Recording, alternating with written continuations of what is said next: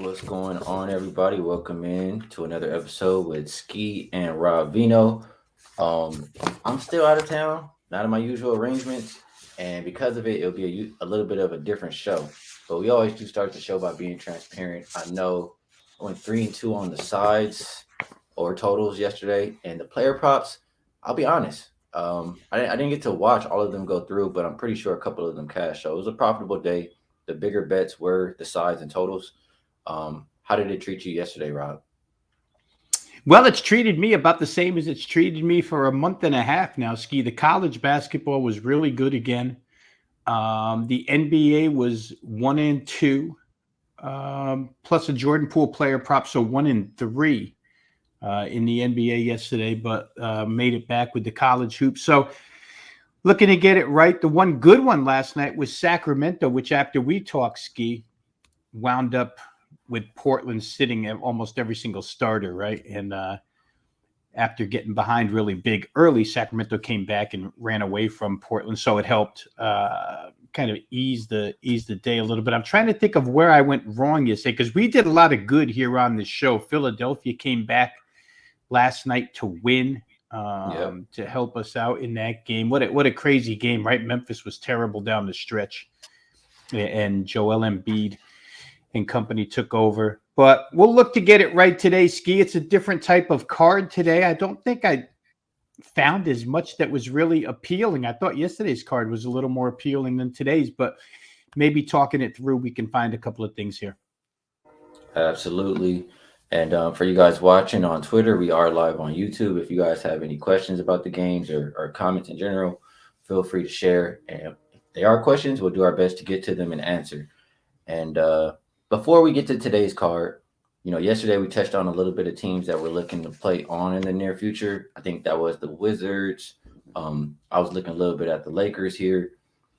We talked about a couple of fade teams, right? So today, maybe look a little bit more on the total side.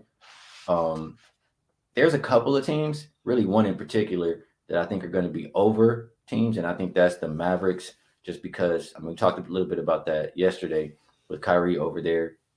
They're playing faster. They're moving the ball. Luka's, buying into that playing faster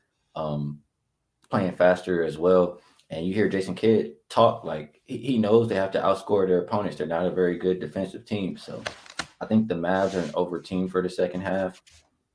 What do you think about them? I think so too, and the odds makers must think so as well, Ski, because they have absolutely jumped Dallas totals. And I think that's what's gotten hard this year is that they've been so quick to bump these totals to the point where when we look at the overnights to start handicapping cards, these totals are already so big that you have to question whether or not you can play them over. Now, in some instances you can, and Dallas certainly got there last night, 142 points. I think we were asked about that game yesterday, Ski, if I'm remembering the right show. I think we were asked about that Dallas San Antonio, and I'm pretty sure you were on Dallas team total, which was nice. I feel like I said San Antonio team total over, which got there as well. And then the game total, just 142 to 116 was crazy. So I'm with you that Dallas is definitely going to go that route. How high the odds makers jump these numbers is going to be the question, because in the end, that's all we're betting against is numbers. Our theories can be great, but if they outprice us, what are we going to do with it? And I got to tell you myself, I'm too scared to come back and bet under, even if I think the total's a little too high because of the way basketball's played nowadays. It's a little scary to bet unders. So we'll see. But Dallas, certainly it's been a change of philosophy. Boy, it looked good last night. It's a lousy defense, but I can't argue Dallas overs at all. They look like they're going to develop. They're going to take these next 20 games or so to develop into their new philosophy and attack the playoffs. That way they could be scary, because when they shoot the way they shot last night, and Justin Holiday even came off the bench and hit 5 threes.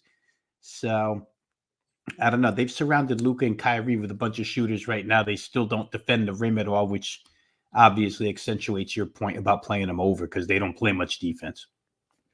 All right, well, we're on the same page there. And the odds makers yesterday, I know that total went up like 7 points and it didn't even matter. So we'll probably see more of that in the near future. Um, Let me ask you about the Jazz. Jazz are another team I think who already weren't a great defensive team on the year, and just after the trades that they made, I still don't see a whole lot of guys who are capable of stopping anybody. I see people who can get a couple buckets like Jordan Clarkson and Laurie Markkinen, but I, it's hard for me to see defense from that squad. I think with the trade deadline, it showed that uh, they're not really even trying to win. So I think Utah might also be an over team. Do you share that same sentiment?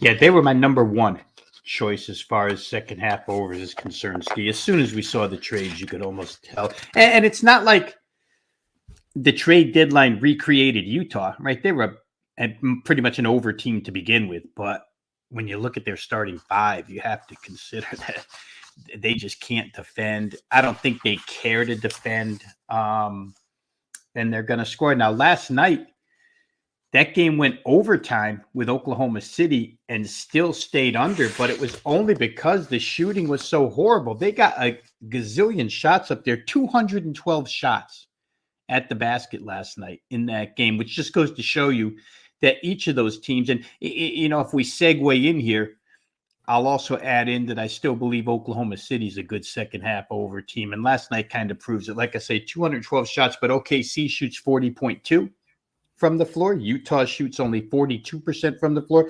Other than Laurie Markkinen, there wasn't really a good shooter on the floor last night. So you have to almost treat that one as a mirage and just know in the back of your head that they're two really good scoring teams. We're talking about Utah specifically right now, so they're a really good scoring team. They didn't have Colin Sexton last night, which will help when he comes back. And they're going to run up and down the floor and not play a heck of a lot of D. I mean, all you can ask for when you're playing these overs is a bunch of opportunities to score. And I get that last night was overtime, but when you have 212 chances to score from the field, and then to boot, I'm looking at numbers now, Ski, 54 free throws on top of that. That game, I know that you love when I whip this out so just for show purposes, I'll whip out if every shot went in the basket last night, potential points in that game, 563 points. Jeez. It's a lot of points, dude. So yeah, I'm with you. Utah has to be on the top of the list. The odds maker is going to make it hard on us, but I think between them and San Antonio, especially San Antonio, you just can't make. I feel like the threshold with San Antonio is more like 248 than 240, just because they're so horrific on the defensive end. But I'd be with you there. I'm going to be looking at Utah overs that didn't get there last night, but those circumstances are the only thing that held it down. Just bad shooting. There was nothing else. If you handicapped it over, I think you handicapped it right. All righty. I'm with you there. Let me ask you about this Spurs team, because my question, and the reason I didn't, my question about the game yesterday was the Spurs heading into the All-Star break. They were playing slightly better defense. They had been terrible all year, and we see they come back right back out of the break and give up over 140. So is this a team that, we continue to, when we see them on the court, we take the other team's team total? Is that a way we play against the Spurs? You agree with that? Yeah, I can't disagree with it. Let's put it that way. And I think the problem for the Spurs, Guy, is not, we talked about it a little bit yesterday where Greg Popovich finally got angry. Okay, 60 games in, you're going to get angry. Big deal.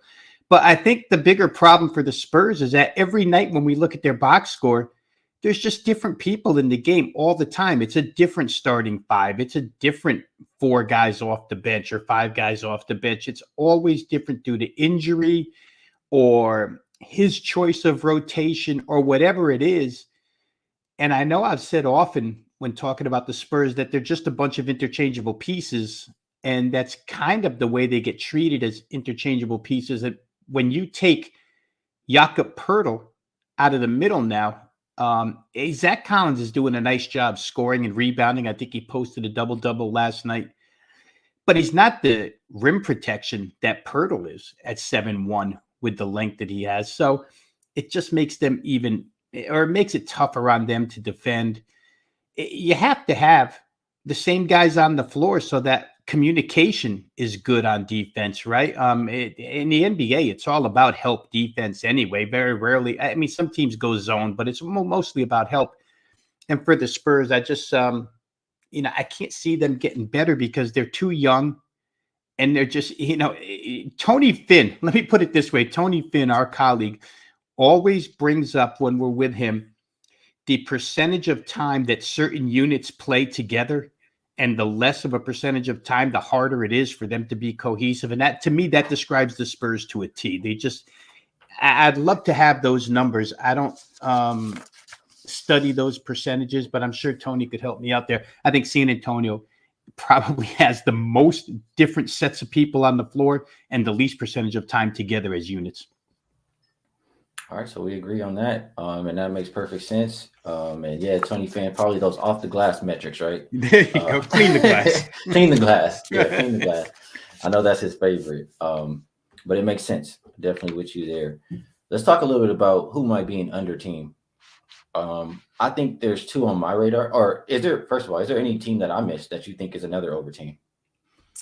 I'm going back over the notes from the show I did with Teddy, and I had Toronto. Wow. Toronto, okay. I picked as an over.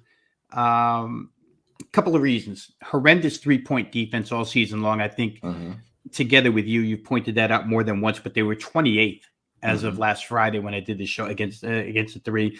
Number 27 overall in field goal percentage allowed. So not your typical Toronto team that plays defense for Nick Nurse. They're just the exact opposite. They're number 2 in the NBA in fast break points. They like to get out and run a little bit more. And now they didn't have Fred VanVleet last night. Another NBA injury special, right? 15 minutes before the game, you find out Fred VanVleet has personal issues and he's not going to play. But when they're together and now they all seem to be healthy, bunch of scorers, not a lot of defense. And Jakob Poeltl has really brought, I mean, I looked at his numbers again last night in the box score. He had another double-double, big points scored, big rebound numbers. I think they could be an over team. Ski, they're never priced. We're talking about all these teams, 240, 240, 240. Toronto's never priced at 240. So you can always get halfway decent value on them until, the NBA betting public decides that they want to go to the window with Toronto overs and odds makers are forced to do something. But that point, I don't think that point's going to come. So I think from a value standpoint and the way they play, Toronto overs might be a good look. Interesting point. I agree with you that Toronto defense is definitely not the same, and they're absolutely giving it up from 3. So I can't talk you off of that moving forward. We got Matt Ryan in the house. Says Ski, what up, Matt Ryan? Appreciate you stopping in. Makes me think of our other friend, Mr. John Ryan. Hopefully he's doing all right. All right, let's move over to under teams, Rob. Okay. I have the Nets number 1 on my list. Just because I feel like the move, like if you just look at what they were doing pre-trade deadline, their games were eclipsing that 228 plus like clockwork, like 8 of the last 9 all flew over. If you look at since the trade deadline, 3 or 4 have stayed under that number. And it's just like, just look at who's available, who's on the court. It's just more of a defensive roster, not a whole lot of scorers. So I think we continue to see that for the Brooklyn Nets moving forward. Would you agree? Yeah, the personnel, Ski, and when they first made those moves, I think we talked about it on the other show, but when you take Bridges, Finney-Smith, and first of all, Finney-Smith and Spencer Dinwiddie were probably the 2 best defenders on Dallas, especially out on the wing, and they get both of them, and they get Bridges from Phoenix, who we know is one of the NBA's best wing defenders, never mind just on his team, but one of the best. So they've certainly changed there. The one problem they have, of course, still is at the rim. Nicholas Claxton does what he can do, but they're not a good rim defense. So that will probably continue to be a little bit problematic. But as far as guarding the 3-point line, as far as on-ball defenders, Brooklyn became a totally different team. They're way more defensive-oriented. Like you say, the results are speaking for themselves early on.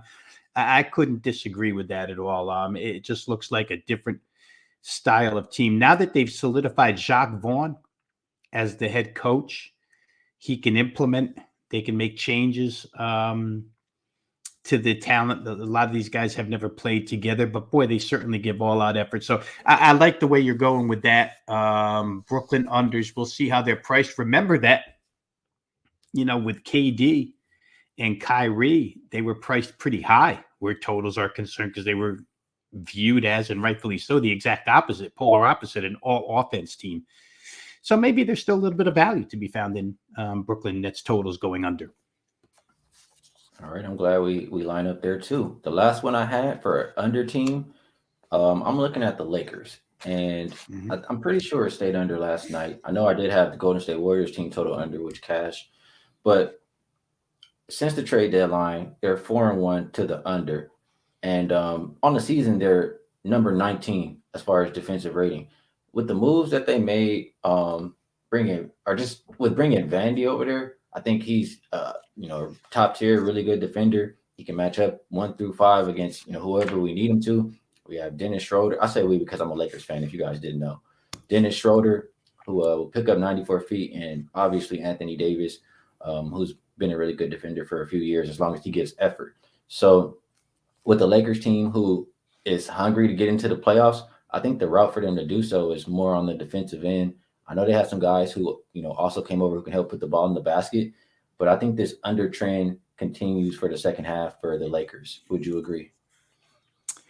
Yeah, and I'll tell you one of the main reasons why you could agree. And I had that game under last night, under 238.5. In fact, when I used that on Wager Talks NBA tip-off, I got a holy shit out of Joe Ranieri. Under just came out of Vino's mouth because it doesn't come out that often. But I think the reason why you can play Lakers under, last night's game, if we just dissect that real quick, you made a good point about where the point's going to come from Golden State. I leaned more towards Laker defense and the fact that they're still priced huge. That total last night was 238.5. Take the two guys you just mentioned. Add to that Lonnie Walker and Austin Reeves are healthy again. Two of the best hustlers on that team. Lonnie Walker, known as a defensive wing, but Austin Reeves is as good of a hustle player as the Lakers have.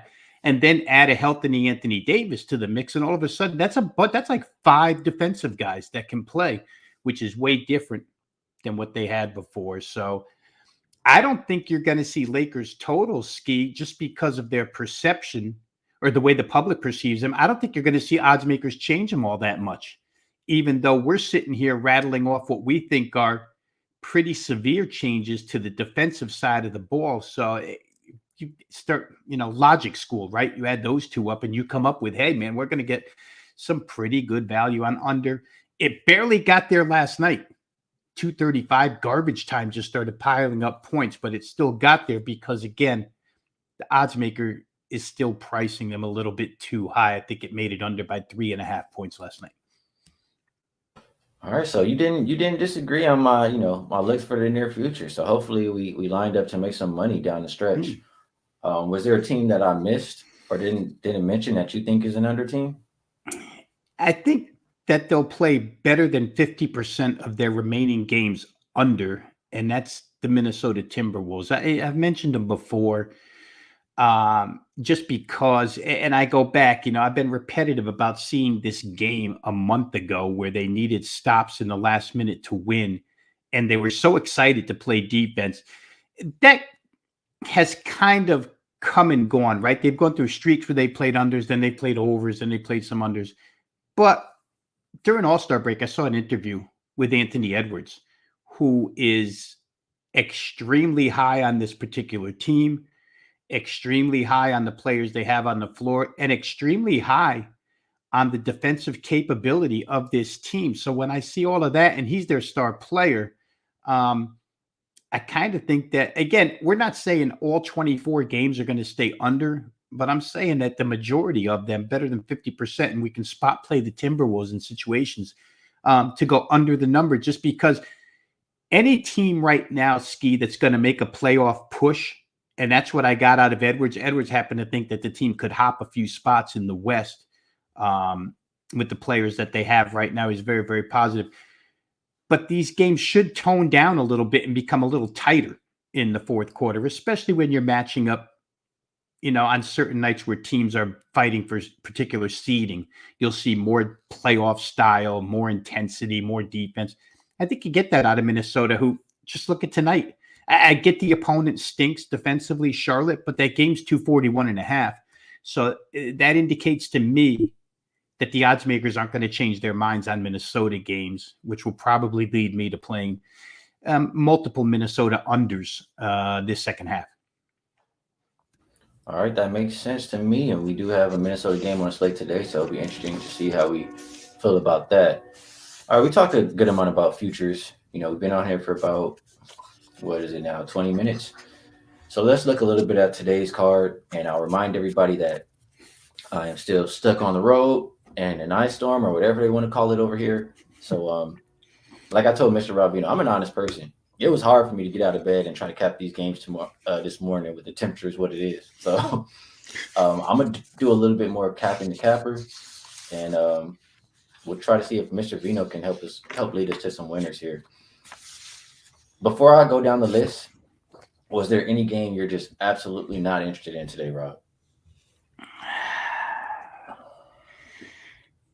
Well, I looked at them all, so that immediately indicates that I had interest in all of them. But I didn't come up with a ton. I think the one that I probably came up with the least on was the Miami-Milwaukee because of the absence of Giannis. It makes it really hard to handicap. But we can still talk about it if you want. I'll tell you what my thoughts were on that game. So we can brush through a couple of them quick. All right, we have about 30 minutes. We'll do our best to get through as many of these games as we can. First up, we'll go 5:19, 5:20, New York and Washington. This game opened Washington -2.5.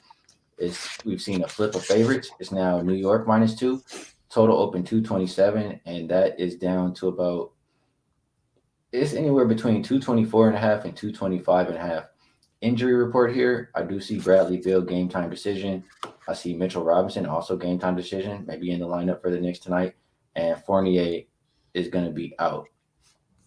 I'm going to kick it right to you, Rob. How are you looking to play Wizards and Knicks? Well, first of all, let's state this right off the bat. 4.5-point line move simply based on a question mark next to Bradley Beal's name. That's a typical NBA every single day. And 2.5-point drop, 2 to 2.5-point drop in the total because of a question mark next to Bradley Beal's name. I'm sure it's not for Mitchell Robinson, who would be returning.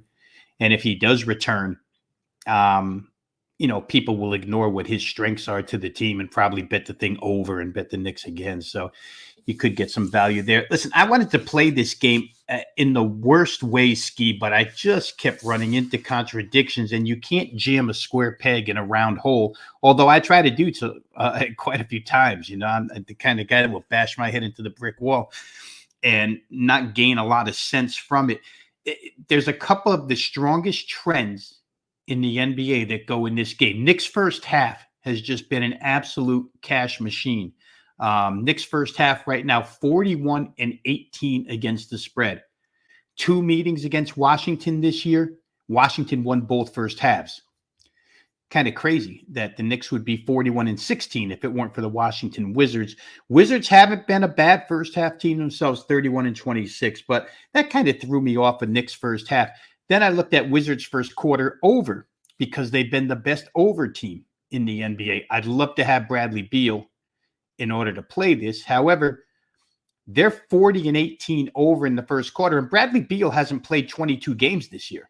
So it just goes to show you that they've done it without him in quite a few instances.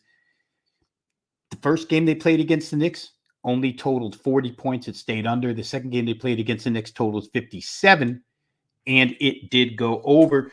Difference in those two games, Ski, one game, and these games were played 5 days apart in January. Not quite back-to-back, but pretty close to back-to-back, 2 within a week. Difference in those two games, the Wizards didn't have their starting backcourt for one of those. Morris and Beal both out in the game where they only scored 40 points in the first quarter, and the Wizards lost that one at home. And then the second game, they got Beal and Morris back. First quarter wound up getting to 57, and the Wizards won that game on the road. So season series, road dog is 2-0. That would suggest nobody here because the Knicks are now the favorite. Early on, it would have suggested Knicks. So that led me to another crossroad. Washington is a team we talked yesterday that I'm really high on as far as exceeding their adjusted season win total. I think they will. And this is a big game for both in the playoff standings.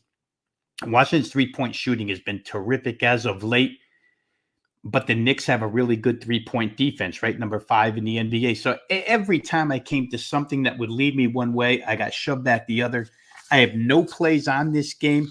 I will say this, if you're a prop player in this game, there's a couple of good things to look at here.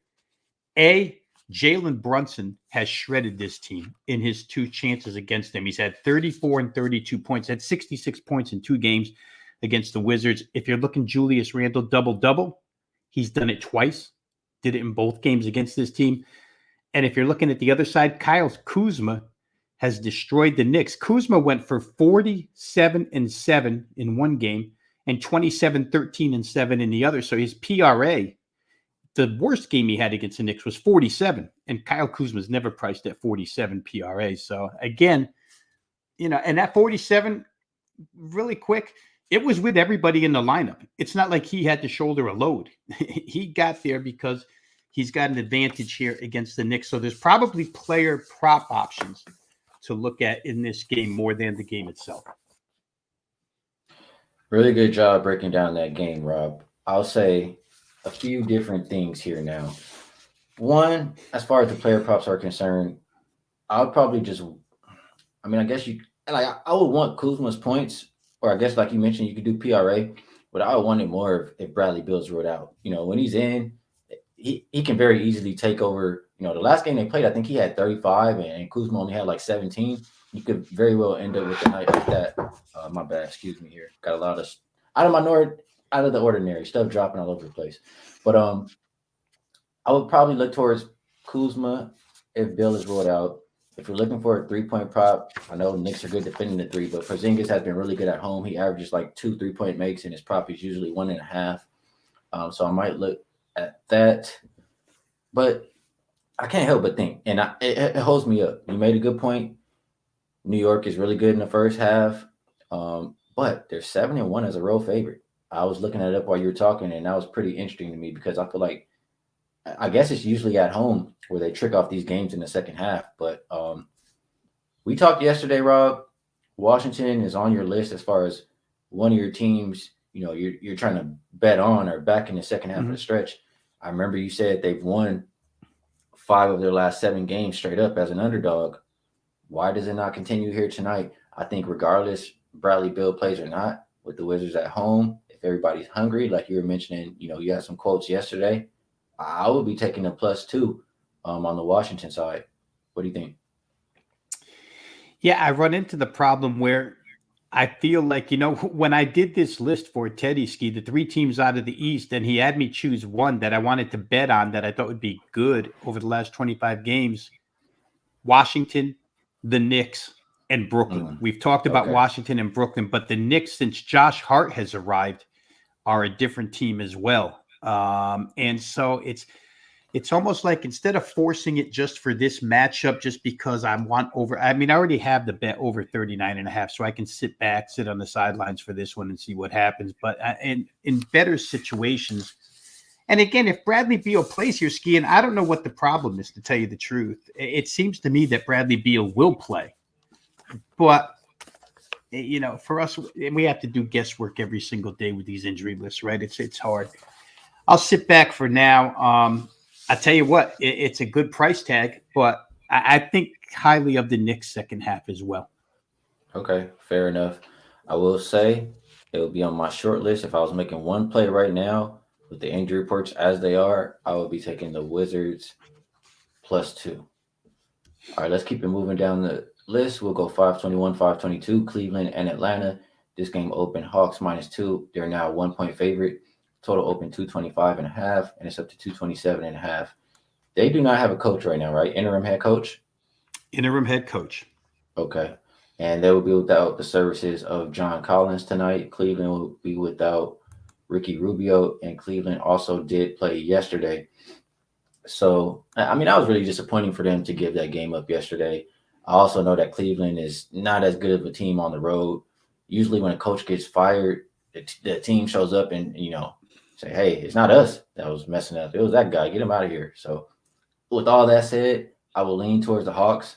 It's not a play that I feel extremely strong about, but do you, Rob?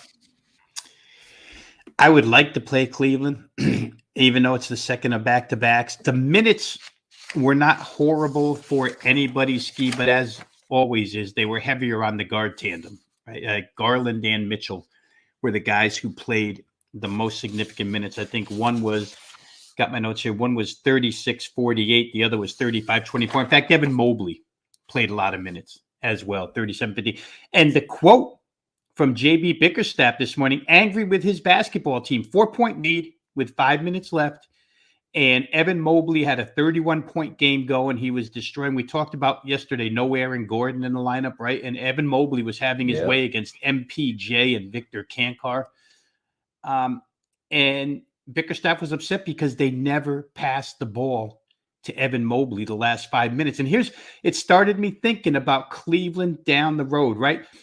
Donovan Mitchell is used to just trying to take games over with Utah, and he's going to have to realize at some point when you got a big, which he really didn't have in Utah, that is gone off for 31 already and has a clear advantage, you got to give the ball up. And Bickerstaff's point was we had Mobley open multiple times and did not get him the ball, and he was upset about that because he feels like they got away from their attacking of the paint in the last 5 minutes and lost the game because of it. So we'll see. I think that, when the coach says something like that, Donovan Mitchell wants to win, and I think there'll be some improvements there. But we're going to see how they react here. I don't know how to bet Atlanta ski, and it's why I'm not on this game, because I think you and I might have talked about it yesterday. Atlanta was on my list to fade last 24 games. Don't like the chemistry. Trae Young can say what he wants about the regular season is boring, and I just want to get to the playoffs. But they played almost 60 games of lousy basketball. They don't defend the home floor the way they used to in years past. And now with Nate McMillan gone, I might have to change my mind. I have to watch to see, are these guys all of a sudden going to be rejuvenated now that they've gotten Nate McMillan out of the way, swept them out the door? Maybe not. Maybe they're just the same old Hawks. So it leads me to just sitting on the sidelines here. Cleveland, I'll talk total real fast here, Ski, then you can add to it. Cleveland's been a really strong under team in back-to-backs this year.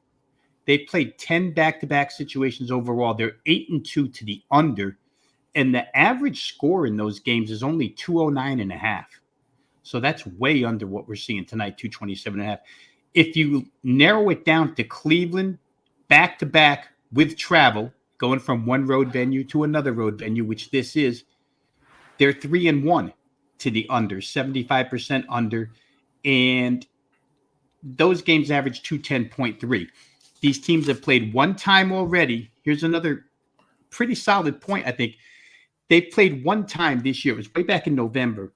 But Cleveland, believe it or not, shot 60% from the floor, over 52% from three, and the game still stayed way under the total. That game landed 216, was priced at 227.5, exactly what tonight's price is. So if Cleveland can shoot 60% and still not get a game over, maybe under is a way to look here. I'm not sure. I don't know if my dog disagrees with that point or not, but you could probably hear him going off back here. But I think if I had to look in this game, I'd probably be looking under. If it feels like how it feels outside, that dog is probably cold. Like how it feels outside over here, he's probably cold over there, man. But let's keep it going here. We talked about a couple games. Now we're at that game where didn't feel too strong about it, so we don't have to do too much. Miami, Milwaukee did open -1. Now we're looking at -1.5 for the Bucks. Total open 221 down to 219. And let's look at the injury report. I did hear you say Giannis is out. Or Giannis, I have him as game time decision, but unlikely, so probably out. Kind of game time decision, same deal, unlikely. Matthews is out. For the Heat, Tyler Hero is actually probable. Jovic out, Lowry out, and looks like everybody else, Bam, Jimmy, everybody else is going to be in here. So No, Giannis, to me, that means less pace, less easy baskets. Maybe also a little bit less defense too, though. But I think the total is moving in the right direction. If I had to make one play here, um, how would you look to play this one? Well, I'll say this. I keep power ratings and I made the price on the game with Giannis involved. And I showed 8.5 and the game is only one. So I got to ask myself, the Bucks without Giannis, is it really worth 7.5? We've seen the Bucks so many times before, Ski, without Giannis play really, really well. And to aid them tonight, Bobby Portis comes back. So you have Bobby Portis back, which helps Brook Lopez underneath. And they're only a half a game behind Boston. I think you get a pretty good effort there. However, if Miami's ever going to start stringing stuff together and just knowing the mentality of that team, that head coach, that GM up and down the line for them, I think that they'll start to play tougher now, which leads me to believe that in the position they're in, they're going to go after this one. They add Kevin Love to this roster. 15, 16, 18 minutes out of Kevin Love could be huge for Miami. The things that he can do, 3-point shoot, rebound, those types of things. So it's another one of those games where I have to watch. Milwaukee came into the break really, really hot. Whether or not having Giannis and having the break hurts them, I'm not sure. But I guess if I were looking one way, Ski, I'd probably look the way that you're looking, which would be under. Miami's good for that anyway. And maybe it turns into somewhat of a defensive battle here. But I'm not willing to play anything in that game, to tell you the truth. Fair enough. Tuvin says Tyler's going back home. He's going to want to show out. I don't know if he's from Milwaukee. That might be a good call out right there. Chris Clark says Drew Holiday over 11.5 rebounds and assists has been cash. Without Giannis, he probably will have to do a little bit more of everything. Yep. So that could be a good bet right there. And what's going on, Mitch? Tuning in right now. Let's keep it going here. We've got through a few games. We have 1, 2, 3, 4, 5 more. Don't have that much time. So let's see. Let's try to do our best here. We do have Charlotte and Minnesota up next. Opened up Minnesota minus 7.5, down to 6.5. Total open 240, and it's up to 241, 241.5. Well, actually, anywhere between 240.5 and 241.5. So make sure you line shop depending on which way you like. Injury report. Only person on there for Minnesota is Karl-Anthony Towns. He's been on there forever. For the Hornets, Kelly Oubre's game time decision, but he's likely to go. Same for Terry Rozier. And looks like Cody Martin's going to be out here. So you just talked about this Minnesota team as being a little bit more of an under team, but the market is thinking they're still going to be high scoring. Would this be a game you could trust the Hornets to play some defense and think it can stay under? Or how are you looking to play this one? I'm never going to trust the Hornets to play defense and keep the game under. So that would be the answer to that. You can't trust them, right? They're just not a defensive team. It doesn't matter. LaMelo, I think, is going after some sort of record here. Our first player in history to record a certain amount of points, assists, and I forget what the other statistic is, but he's having a pretty good year. But they're all offense. We know that. Heading into the break, they were all offense. But I like Minnesota in this game, and I like the fact that, again, these injury chasers pushed the game down from 7.5. They pushed it actually all the way to 6. Now it's on its way back. But based on the news of Oubre and Rozier, which we really knew last night, I don't think that Charlotte can compete 4 quarters intensity-wise with Minnesota, especially. I'll just go back to what I said about Anthony Edwards' interview. It just looks like a team determined to get somewhere. And this is an opponent, when you're 31-30 and you're in a crowded West, you got to get these winnable games. And I think Minnesota can win by margin based on the fact that when they want to, they still have Rudy Gobert at the rim. And it seems like he's a little bit happier with Mike Conley, his former teammate, feeding him the ball. And you've mentioned more than once that maybe these guys will like playing with each other better now that D'Angelo Russell's gone. So I think the chemistry is there for Minnesota. I think a play on Minnesota minus 6.5 well worth it here against the Charlotte team that, if for 48, they can score, but can they defend all game long with this team? Probably not. So I could see some separation created at some point in time by the T-Wolves. I can agree with that. Mitch Armstrong makes a good point here. Says Jalen McDaniels over 1.5 3-point makes. Says T Wolves supporting Cass with the pass first point guard has been cashing. And yeah, that goes back to they didn't want D'Lo there. They were happy to see him out the door. I remember plenty of interviews before he left, and they're saying like we know what the problem is, et cetera, et cetera, et cetera. So I agree with that comment 100%. Let's keep going here. Next game up, we will go 527, 528, OKC and Phoenix. This game open Phoenix -8 is down to -7. Total open 232 is down to about 230 and a half. Injury report here. For Phoenix, Kevin Durant still will not make his debut. Landry Shamet will also be out. Campaign, just a game time decision here. For this OKC team, we have Pokasevsky out, but everybody else looks like they're good to go. This game is pretty tough for me, Rob. I don't really have an opinion at all, so I'll just kick it to you. Do you feel any kind of way about OKC and Phoenix? Oklahoma City being as good as they are as an underdog ski, and the ATS record speaks for itself. They've been the best underdog play in the NBA all season long. I still have to look to Phoenix. When you play overtime and as many minutes, and I get that they're young and they have legs, but when you play overtime in altitude and use up the minutes that they used, I mean, the first 5 guys, the starters, all the meaningful ones, all 36 minutes or better against Utah last night in an overtime game, now fly to Phoenix, have to play a Phoenix team whose locker room is totally rejuvenated, and Phoenix is looking to make a push. I just don't think Oklahoma City holds up for 4 quarters here. Maybe they hold up early. If you want the Thunder early, maybe get them, but Thunder late, I would be surprised. Phoenix is not the same defensive team as they were, obviously, before trading Mikal Bridges.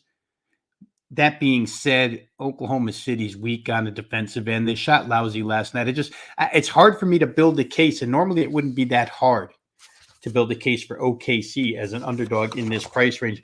Really quick, back-to-back, 0 days rest from road to road. OKC, they're 3-0 against the spread. I mean, all their underdog records are tremendous.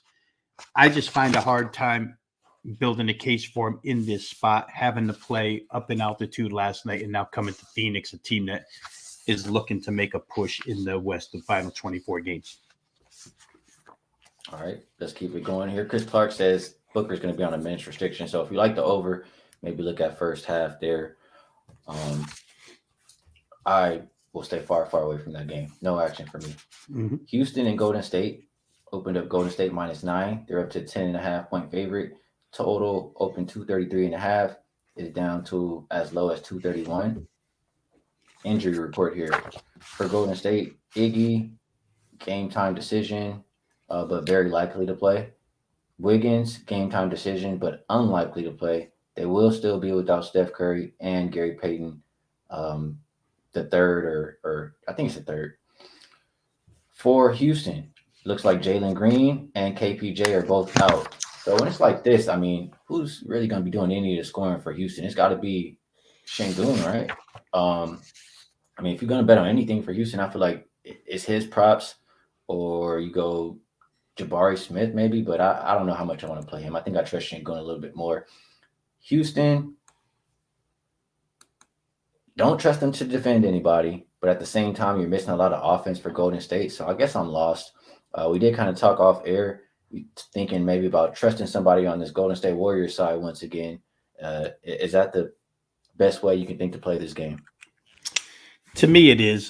Jordan Poole last night, 29 minutes worth of court time out of 48. Generally speaking, he's the highest usage player on this team. And when Steph Curry is out, he definitely is the highest usage player on this team. So, last night was a blowout situation. And you know what, Ski? Tonight could very well be a blowout situation the other way, where Golden State blows out Houston, and maybe we don't get 35, 36 minutes out of Poole. However, his total for points and assists has not been moved. It's still 31.5 like it was yesterday. Yesterday, I think he got to 20, missing a bunch of shots and not playing a lot of minutes. and against a Houston team without its starting backcourt. Not that those are great defenders, but Houston doesn't play any defense anyway. Go over their last 5 games heading into the break. They allowed 153, 140, 130, 123, and 133. Golden State figures to get in the 120 plus range, no matter who they have on the floor against this defense tonight. So Jordan Poole is probably going to be a big part of that. It seems to me that since Steph has gone out, and now Jordan Poole has gone over 31.5 in 4 of the 6 games without Steph Curry. But it seems to me that since he's gone out, he and Klay Thompson have sort of done a your turn, my turn type of thing on opposite nights, like a seesaw almost. When Poole has a big night, Thompson then has a big night. Then Poole has a big night. Then Thompson has a big night. I think it's time for Jordan Poole here. So I'll try it again. Over 31.5 points and assists. And I think adding the assists to this is key because along with Draymond, he's the best assist guy on a team that figures to make a lot of baskets against the Houston Rockets tonight. Good stuff, Mr. Vino. We have about Chris Clark says pool party. It was more like a puddle yesterday, though. But we'll see if we can get back to the pool party today.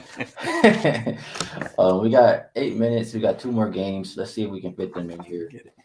Maybe a little bit more than 8 minutes I can hang. But do have to talk to Teddy after this. 531, 532. We'll go Brooklyn and Chicago. It opened up Chicago Bulls -1. Now about -2 all over the board. Total open 225. And it's moving in the direction that we were talking about with this Nets team. It's down as low as 222 at South Point. Injury report for both of these teams. Chicago, they have Dragic as a game time decision. Javonte Green out for the Nets. Looks like Ben Simmons is the game time decision. They don't want him there anyway. I mean, it doesn't really even matter. What I think about this one is I don't want to be playing the Bulls. I just don't have a lot of confidence in them, and I don't think they really like playing with each other. If I'm betting anything for the Chicago side, it'll have to be individual props. And as long as Levine and DeRozan are in the lineup, I might. Vucevic has been really good on his assists. I'm not sure if it's still 3.5, but ever since Billy Donovan kind of mentioned that he's a really good facilitator and doesn't take bad shots, he's been clearing his 3.5 number. Now, it's also a Nets team who's the second worst rebounding team in the league. Every time, which is 3 games so far, I believe, that Vucevic has played them this season, he's had at least 13 rebounds. The number I saw for his prop was 12.5 at plus money. I would be very tempted to take that. I know it's a little bit more than his average, but like I said, Nets second worst, and he's done it every single time. So really leaning towards that. If there's if there is a 11.5 at a decent price, I might go there instead of the plus money. But I think Vucevic is the guy you play on for the Bulls side, whether it's rebounds and assists. And other than that, I will be looking towards, we know what kind of games we think the Nets are going to play. I will lean towards under. How do you feel about this one, Rob? Yeah, I'll just extend out what you said because I've been on Vucevic for a while now since that Billy Donovan quote. I generally play his PRA. And I think the one weakness that we pointed out for the Nets, and you just did, is the rim. Nick Claxton, not likely. And in fact, you gave the numbers that Vucevic has put up against the Nets this season. So if you just add points to that, I think he easily gets over 33.5 tonight. And mainly because we talked about Finney-Smith and Bridges. They're going to take very seriously tonight DeRozan and Zach LaVine, the 2 scorers for the Bulls. Both happen to be wings, and these 2 wing defenders can lock them. I won't say they can shut them down, but they can certainly make life tough on those 2 guys who don't necessarily, like to have things tough in front of them. I don't think the Bulls are a good team. Ski, I pointed them out as a fade for the second half. I think I might be more interested in ping pong balls than they are wins. Adding Pat Beverly, to me, doesn't move the needle one way or the other. And so I would probably look Brooklyn from a side perspective, but I would definitely be on Vucevic in some capacity, either the ones you mentioned or the PRA that I mentioned. Good stuff there. And Pat Bev is not moving any needle. I'll tell you this, I am going to miss his antics, though. I love when he grabbed that camera and said, "It's a foul." I'm going to miss that kind of stuff. I love it. But Yeah, not moving the needle as far as any point spreads are concerned or anything like that. Last game up, we have 533, 534. Sacramento and LA Clippers opened Clippers -6.5, up to -7 right now. Total open 231.5. We've seen it skyrocket. It's all the way up as high as 238. Injury report for both of these teams here. For the Kings, they would be without, or no. Everybody's playing for the Kings. For the Clippers, Zubac is actually out in this one, but they did pick up Mason Plumlee, so they do have a little bit of a backup there. Um, it's tough. I mean, the Kings did play yesterday, right? And I was kind of thinking that the Kings are a little bit of an overachiever in the first half anyway, and just looking for situations to fade them here. But Clippers -7, they've been the kind of team that I've taken them minus, a number like this a couple of times, and they let teams come and backdoor them or whatever the case may be. So I just don't trust them too much for the entirety of a game. Russell Westbrook, it looks like he's going to be out there tonight, back with his old teammate Paul George. We'll see how they look together and how he looks with this Clippers team. But it's very hard for me to play this game, Rob. I think if I have to, maybe I'll go Sabonis since Zubac is out, but I don't feel super strong about it. Do you feel any way about this game? It's hard. I started thinking maybe him playing first half or second half or first quarter, trying to shorten this thing up. Ski. I don't like the total. I'll say this: in back-to-back situations this year, the Kings are 11-3 to the under. But they didn't push hard for minutes last night, right? The first 10 guys in their rotation, all between 14 and 31 minutes. The only guy who went over 30 was Sabonis, who recorded, I think, a triple-double last night.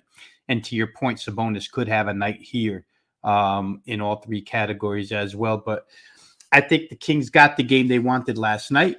We talked about them being a little bit of a fade second half, and they have to get the winnable ones. I don't know that this is a winnable one, but it could be a coverable one, right? All you have to do is stick within 7 of the number here. And LA, they're definitely playing better, and they're definitely geared up for a stretch run. But I think it's going to be a little bit tough here. It may be Kings early and Clippers late. Maybe the Clippers defense just takes hold over the course of 48 minutes. I do think the Clippers are going to be a play on second half of the year, but I didn't play it either way. And I don't know which way to go for Clippers props, because it seems to me that their stuff is going to be dispersed pretty evenly with all the guys they have on that roster right now. All right. Good stuff. We made it in time with a minute to spare. Rob, we talked about a lot of good stuff today, a lot of good info for the future, the rest of the season for NBA as well. So out of the games that we talked about, is there one that you like more than the others? And also, is there anything that you like to promote before we get out of here? Yeah, real quick, we always have to promote wagertalk.com. If you're not currently a member, just go over to wagertalk.com, drop in your email address. You can get access to all the video content we provide each and every day. Every sport, every game, all analyzed there, wagertalk.com. If you're interested in selection packages, you can find mine over at wagertalk.com. Real quick, Ski, for today, I like the Timberwolves. I think 6.5 is a short price at home for a motivated team on a Friday night. First game back after the break. I just think there's a lot of reasons, aside from personnel matchups, to like the T-Wolves. So give me them -6.5 tonight over Charlotte. All right, good stuff there. And for myself, I haven't placed this bet yet, but after talking it out and looking at it a little further, I like it. Like I said, he's had 13 plus rebounds all 3 games versus Brooklyn so far this season. And he's hit it. Let me see. Let me just be specific. Can you hear me? I got you. Okay. Yeah, something popped up. I guess Siri on his MacBook or whatever. But he's hit it 1, 2, 3, 4, 5 of his last 6 games as well. So we'll go Vucevic over 12.5 rebounds. It was around +103, +104, something like that, versus the Brooklyn Nets tonight as the best bet for myself. Rob, I appreciate you taking the time to come and talk NBA with me. It's always a great time breaking down the games with you. We appreciate everybody in the comments for coming through and hanging out with us. We appreciate you guys for, sharing the looks that you guys have. We do this show every Friday. We've been mixing in a couple other days. We did Thursday this week. Usually it's Tuesday or Wednesday, but we will let you guys know. And you guys have a good weekend. Good luck on your action tonight. and we'll see you guys again next week.